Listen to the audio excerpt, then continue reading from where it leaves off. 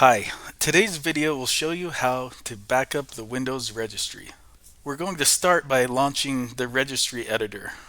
So go to your search box and type reg, edit, all one word, and then click Registry Editor. Click yes on the security prompt that pops up.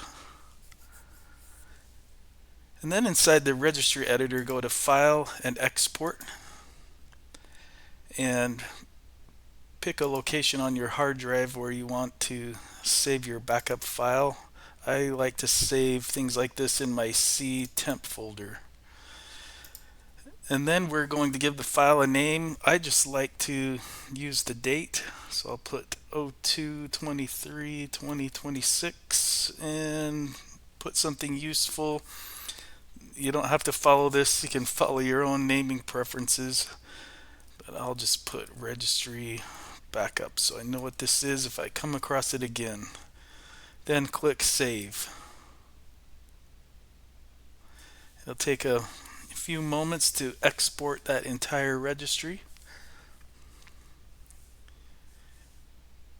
You can see that we've got the working icon running.